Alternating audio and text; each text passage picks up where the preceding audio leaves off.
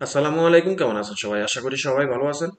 Saudi আরবে যে সকল প্রবাসীরা ইকামার মেয়াদ নেই, হুরুপ আছে, কাফালা হবে, তাদের মধ্যে থেকে অনেকে প্রশ্ন করেন যে ভাই আমার এই ইকামাতে হুরুপ আছে, সৌদি গভর্নমেন্ট যেই সাধারণ ক্ষমার ঘোষণাটা দিছে, এই সময়ের মধ্যে আমি কাফালা হলে আমার পিছনের মুক্ত মামুলের টাকা আসবে কিনা। আবার অনেকে প্রশ্ন করে যে ভাই আমার ইকামার মেয়াদ নেই, আমার প্রায় 2 বছরের মতন ইকামা এক্সপায়ার, আমি এখন কাফালা হলে পিছনের মুক্ত মামুলের টাকা আসবে কিনা। কারণ একটা সময় তো জানতাম যে এই ইকামার মেয়াদ না থাকলে, কফিল ইকামা না বানালে, অন্য জায়গায় কাফালা হলে পিছনের মুক্ত মামুলের টাকা আগের কফিলের এই মুআসাসাতে থেকে যায়। এখন শুনি যে কাফালা হতে গেলে যাদের মুআসাসা এই ইকামার মেয়াদ নেই, তাদের নাকি পিছনের মুক্ত মামুলের টাকাটা চলে আসে। তো আজকের এই ভিডিওতে জানাবো যে কাদের মুক্ত মামুলের টাকাটা আসবে, কাদের আসবে না, কোন কিভাবে করলে আসবে, কিভাবে করলে আসবে না। এই বিষয়টা আজকের এই ভিডিওতে বিস্তারিত জানানোর চেষ্টা করব। ভিডিওটা শেষ পর্যন্ত দেখবেন, শেয়ার করে দিবেন, চ্যানেলে সাবস্ক্রাইব করে পাশে থাকা বেল আইকনটা অন করে দিবেন। সর্বপ্রথম বলবো যে যারা হুরুপ্রাপ্ত হুরুপ্রাপ্ত লোকেরা যদি এই মুহূর্তে কাফালা হন, তাদের মনে রাখতে হবে যে তাদের পিছনের মুক্ত মামুলের টাকা ফুল পেমেন্ট করতে হবে। আপনি যখন তলব দিবেন, তলব দেওয়ার লগেই কিন্তু আপনার এই সেখানে শো করবে যে আপনার পিছনের মুক্ত মামুলের টাকা 1 বছরের জন্য, 1 বছরের এক্সপায়ার হলে আপনার 9600 রিয়াল, 2 বছরের হলে তার দ্বিগুণ হবে। ঠিক আছে? তো মনে রাখবেন যে যারা হুরুপ প্রাপ্ত তাদের পিছনের মুক্ত মামুলের টাকা চলে আসবে, এটা 100%। এই গেল হুরুপ প্রাপ্তদের প্রশ্নের উত্তর। এবার আসি যাদের ইকামার মেয়াদ নেই। ইকামার মেয়াদ নেই কিন্তু কাফালা হতে গেলে পিছনের মুক্ত মামুলের টাকাটা কারোর চলে আসে, কারোর চলে আসে না। এটা কারণটা কি? আপনার যদি ইকামার মেয়াদ না থাকে, আপনি যদি এই দেখেন যে আপনার পিছনের মুক্ত মামুলের টাকাটা চলে আসছে, তাহলে আপনাকে বুঝতে হবে যে আপনি আগে আপনার আগের মুআসাসাটা রানিং আছে নাকি বন্ধ হয়ে গেছে। যদি আপনার এই কফিলের মুআসাসা বন্ধ হয়ে থাকে বা কোম্পানির লাইসেন্স যদি বন্ধ হয়ে থাকে, তাহলে আপনি সেই ক্ষেত্রে ইকামার মেয়াদ না থাকার কারণে কাফালা হতে গেলে আপনার পিছনের মুক্ত মামুলের টাকাটা চলে আসবে।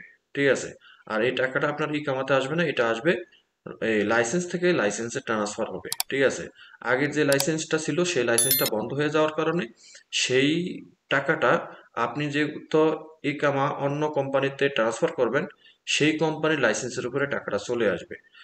এখন কথা হলো যে এই টাকাটা কি কাফালা হওয়ার সময় দেখা যাবে? না, এটা কাফালা হওয়ার সময় দেখা যায় না। আপনি যখন কাফালা হবেন, কাফালা হওয়ার পর যখন ইকামা বানাবেন, ইকামা বানানোর সময় আপনার এই পিছনের মুক্ত মামুলের যে 9600 রিয়াল, সেটা কিন্তু শো করবে। যদি 1 বছরের হয় 9600 রিয়াল, 2 বছরের হলে তার দ্বিগুণ। ঠিক আছে? তো এখন কথা হলো যে আপনার যদি ইকামার মেয়াদ না থাকে, আপনি যদি কাফালা হতে চান, তাহলে আপনি সর্বপ্রথমে যে কাজটা করবেন, আপনার আগের মুআসাসাটা বন্ধ আছে কিনা সেটা আপনি চেক করে নেবেন মুক্ত মামুলের ওয়েবসাইট থেকে। ঠিক আছে?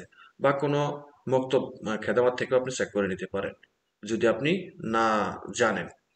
তো এখন কথা হলো যে এই মুক্ত মামুলের টাকা কাদের আসবে না? যদি আপনার পিছনের যে মুক্ত মামুলের পেমেন্টটা, সেটা যদি আগের মুআসাসাটা রানিং থাকে, সেই মুআসাসাতে থেকে যাবে, কিন্তু আপনি এই ট্রান্সফার হতে গেলে আপনার এখানে সেই টাকাটা না আসার সম্ভাবনা খুব কম। তবে এখন বর্তমানে যাদের ইকামার মেয়াদ নেই, মুআসাসা রানিং আছে, বন্ধ থাকুক কিংবা রানিং আছে, তাদের মধ্যে থেকে কিন্তু প্রায় বলতে গেলে এই 60 থেকে 70% বা 80% লোকেরই কিন্তু পিছনের মুক্ত মামুলের টাকা চলে আসে।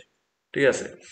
তো এই জিনিসটা নিয়ে কিন্তু প্রবাসীরা অনেক মানে দুশ্চিন্তার ভিতরে আছে যে আমার ইকামার মেয়াদ নেই, এখন আমি কাফালা হতে গেলে পিছনের মুক্ত মামুলের টাকাটা দিতে হবে। তাহলে আমার কাফালাটা হয়ে লাভ কি? তাহলে তো আমার আগের কফিলের কাছে থাকাটাই ভালো।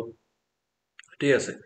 তো এরকম চিন্তা ভাবনা কিন্তু অনেকেই বলে, অনেকে আবার আমাকে হোয়াটসঅ্যাপে এরকম ধরনের মানে নিজের অনুভূতিটা জানায় যে ভাই আমার পিছনের মুক্ত মামুলের টাকা 9600 রিয়াল চলে আসে, আমার তো মুআসাসা রানিং আছে।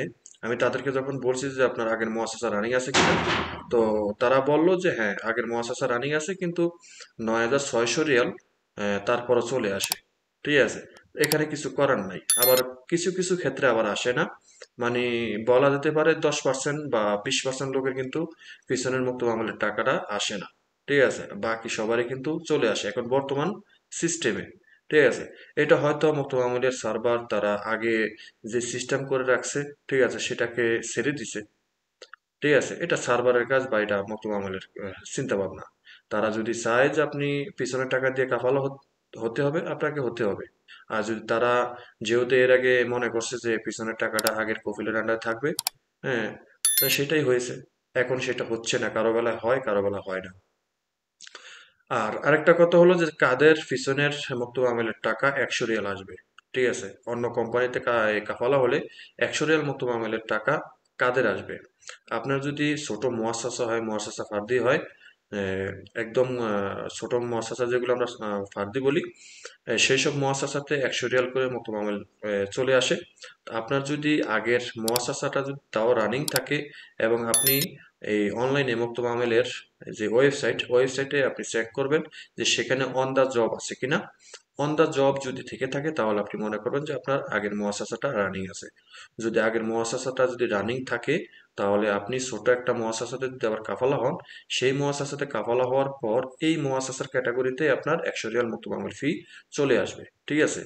তারপরেও যদি বাই দি ওয়াই আপনার এই মুআসাসা ফার্দি বা ছোট মুআসাসাতে যদি আপনি কাফালা হওয়ার পরও যদি দেখেন যে 9600 রিয়াল মক্তব আমলের ফি চলে আসছে, তাহলে সেটা কি কারণে এসেছে সেটা আপনি একটু জাস্টিফাই করবেন বা যাচাই বাছাই করবেন। কারণ সেটা অনেক সময় যে ছোট মুআসাসার যে মুআসাসা ফার্দি, সেই সব মুআসাসার সৌদিরা কিন্তু তাদের তামিনারটা অন্য জায়গায় ব্যবহার করে থাকে, যার কারণে তাদের মুআসাসাতে 100 রিয়াল মক্তব আমল ফি আসে না। কিন্তু আপনার যদি আগের ছোট মুআসাসা, আপনি যদি ছোট মুআসাসার লোক হয়ে থাকেন, আমি আবার বলি, আপনি যদি ছোট মুআসাসার লোক হয়ে থাকেন এবং সেই মুআসাসা থেকে আরেকটা ছোট মুআসাসাতে কাফালা হবেন, আপনার ইকামার মেয়াদ নেই, সেই ক্ষেত্রে আপনার 100 রিয়াল মতো মামলা আসবে। এতে কোনো এই সন্দেহ নেই। ঠিক আছে, ছোট মুআসাসার ক্ষেত্রে, কোম্পানির ক্ষেত্রে না, বড় কোম্পানির ক্ষেত্রে না, এটা শুধু মুআসাসা ফার্দির ক্ষেত্রে। ঠিক আছে, যাদের 2 জন বা 3 জন কর্মী আছে তাদের। তো এখন আপনি যদি দেখেন যে আপনার আগের ছোট মুআসাসাটা রানিং আছে, কিন্তু এই মুআসাসাতে, ছোট মুআসাসাতে আবার কাফালা হতে গেলে হওয়ার পর আপনার 9600 রিয়াল আসে।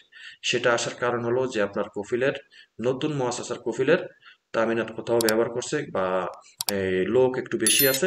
ঠিক আছে, হয়তো আপনাকে জানাই নেই যে এই মুআসাসাতে কয়জন লোক আছে। অনেক সময় হয় কি যে 3 জন 4 জন লোক থাকে।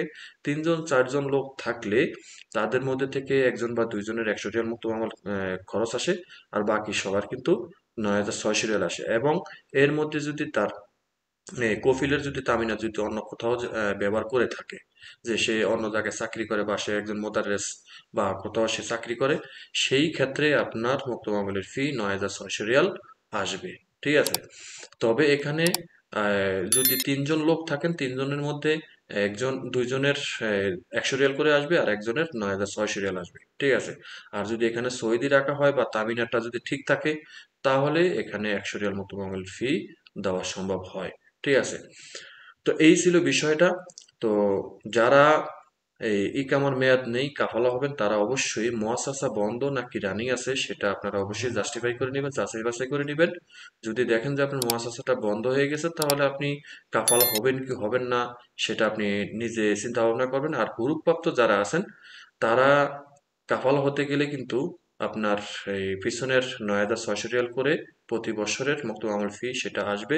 সেটা একেবারে স্টার্টিং এর থেকেই আপনাকে দেখাবে, যখন আপনি তলব দিবেন তখন থেকেই দেখাবে। আর যদি ইকামার মেয়াদ না থেকে থাকে, সেই ক্ষেত্রে আপনি কাফালা হতে যান, সেটা কিন্তু স্টার্টিং থেকে দেখাবে না, সেটা আপনি কাফালা হওয়ার পর ইকামা যখন রিনিউ করবেন তখন দেখাবে। ঠিক আছে, এটা শুধু ইকামার মেয়াদ নেই যাদের, তাদের ক্ষেত্রে কাফালা হওয়ার পর মুক্ত আমলের টাকা শো করে। আর যাদের ইকামার হুরুপ আছে, তাদেরটা কিন্তু কাফালা হওয়ার সময় শো করে যে উনি কাফালা হলে পিছনের মুক্ত আমলের টাকা এত টাকা করে আসবে। এখন আসি যে এই টাকাটা কি আপনার ইকামাতে আসে? না, এটা আপনার ইকামাতে আসবে না। কারোরই টাকা ইকামাতে আসে না, মুক্ত আমলের টাকা এটা আসে মুআসাসার উপরে। মুআসাসার কফিল যদি আপনার সাথে এগ্রিমেন্ট করে যে পিছনের মুক্ত মামলার টাকা সে তার লাইসেন্সে রাখবে, সে তার গাড়ি নিবে, আপনাকে এই অল্প টাকায় ইকামা বানিয়ে দিবে। শুধু আপনার মানে যাওয়াজাত খরচ, এই কাফালা খরচ, ইকামা খরচ, এগুলো আনুষঙ্গিক দিবে। ঠিক আছে, 100 রিয়াল মুক্ত মামুলি ফি দিয়ে আপনার ইকামা বানিয়ে দিবে। যদি এরকম একটা এগ্রিমেন্ট থাকে তাহলে সেটা হলো ভিন্ন জিনিস, সেটা আপনারা এগ্রিমেন্ট করে নেবেন, সেটা তাদের সাথে কন্ট্যাক্ট করে নেবেন। এখানে অনেক সময় হয় কি যে মৌখিকভাবে কথাবার্তা থাকে যে ঠিক আছে এই পিছনের টাকা আমার মুআসাসাতে থাকবে, এটা নতুন কফিল বলে লোক কাফালা করার লোভে। ঠিক আছে, তো মৌখিকভাবে যদি কথাবার্তা থাকে সেটা উল্টিয়ে যেতে সময় লাগে না। ঠিক আছে, কাফালা হওয়ার পর আপনার কাছ থেকে যদি বলে যে আপনি 9600 রিয়াল করে মুক্ত মামলার টাকা দিতে হবে, সে এই টাকা পরিশোধ করবে না, সেটা আপনাকে দিতে হবে, অন্যথায় আপনার বিপদ। ঠিক আছে, হুরুপ খুরুজ এগুলার সম্মুখীন হতে হবে। ঠিক আছে, তাই আপনারা আগে ভাগেই কিন্তু এটা কন্ট্যাক্ট করে নেবেন যে আমার পিছনের মুক্ত মামলার টাকা যদি আসে সেটা আমি দিব না, তোর যদি লাগে তুই আমার কাফালা নে। আর যদি আপনি রাজি থাকেন যে হ্যাঁ পিছনের মুক্ত মামলার টাকা আপনি এককভাবে দিবেন কিংবা দুইজনের সমঝোতার মাধ্যমে দিবেন, সেটা আপনারা অবশ্যই কন্ট্যাক্ট করে নেবেন। ঠিক আছে, আবার অনেক মক্তবের মাধ্যমে, এই যেসব মক্তব খেদামাত আছে মক্তবের মাধ্যমে কিন্তু কন্ট্রাক্টে কাফালা হওয়া যায়। আপনার যদি ফিসনের মুক্ত মামলের টাকা যদি দেখেন যে 9600 রিয়াল করে আসে এবং আপনার এই কামার মেয়াদ 2 বছর বা 3 বছর নাই, ঠিক আছে, তাহলে সেখানে 30,000 রিয়াল, 3 বছর মেয়াদ উত্তীর্ণ থাকলে 30,000 রিয়াল আসবে আপনার শুধু মুক্ত মামলের টাকা। ঠিক আছে, সেই ক্ষেত্রে আপনি কোনো মক্তব খেদামাতের মাধ্যমে যারা কন্ট্রাক্টে কাফালা করায় তাদের সাথেও আপনি কথা বলে কাফালা হতে পারেন। সেখানে অনেকেই কাফালা হয় যে পিছনের অনেক টাকা আসে কারণে মুক্ত খেদমাতের সাথে যোগাযোগ করে কথা বলে কন্ট্রাক্টের মাধ্যমে কাফালা হয় 10,000 12,000 15,000 রিয়ালের মধ্যে বাকি টাকাটা মাপ যায়। ঠিক আছে, কিন্তু সেখানে কিন্তু একটা রিস্ক থাকে। সেখানে রিস্ক থাকে কি আপনি 10 12 হাজার 15,000 রিয়াল দিয়ে যখন কাফালা হবেন তারা আপনারা কাফালা নিবে কিছুদিন পর, বছর যেতে না যেতেই আপনাকে যে কোনো ভাবে লাইসেন্সের যে কোনো সমস্যা দেখিয়ে টাকার জন্য চাপ দিবে। সেই টাকাটা আপনাকে খুব ইমার্জেন্সি দিতে হবে, আর যখন আপনি ইমার্জেন্সি না দিতে পারবেন আপনাকে একটা সময় বেঁধে দিবে, এই সময়ের ভিতরে দিতে হবে। ঠিক আছে, সলসাতুরি, এগুলো হয় সলসাতুরি।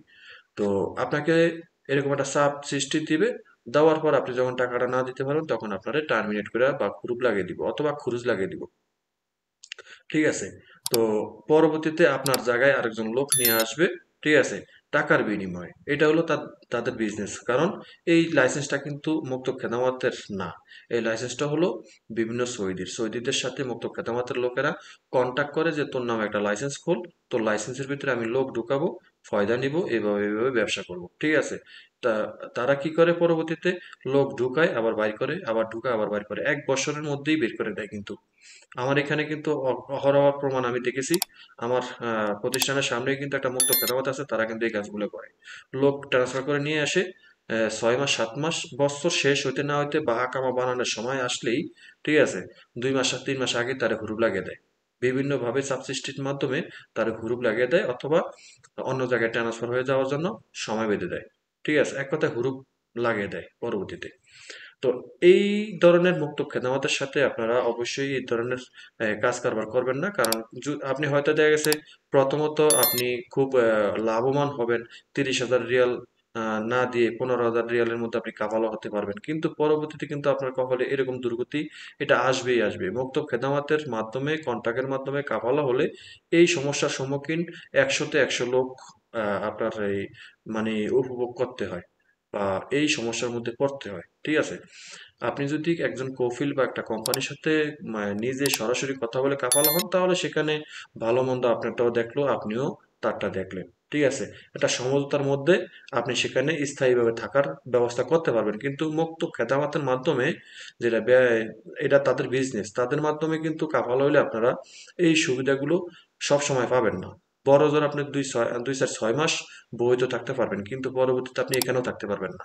ঠিক আছে, তাই আপনাদেরকে অনুরোধ করবো কোনো মুক্ত খেদামতের মাধ্যমে কন্ট্রাক্টের মাধ্যমে কাফালা নেওয়াটাই ভালো।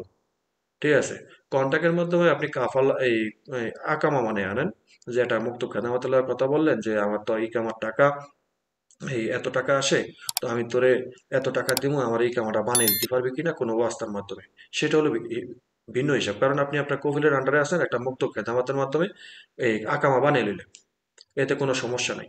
তো যাই হোক, এই ছিল বিষয়টা। তো আশা করি বুঝতে পেরেছেন। ভিডিওটা যদি ভালো লাগে অবশ্যই লাইক কমেন্ট শেয়ার করবেন, আর অবশ্যই শেয়ার করে দিবেন। চ্যানেলটি সাবস্ক্রাইব করে পাশে থাকা বেল আইকনটা অন করে দিবেন। সবাই ভালো থাকবেন, আল্লাহ হাফিজ।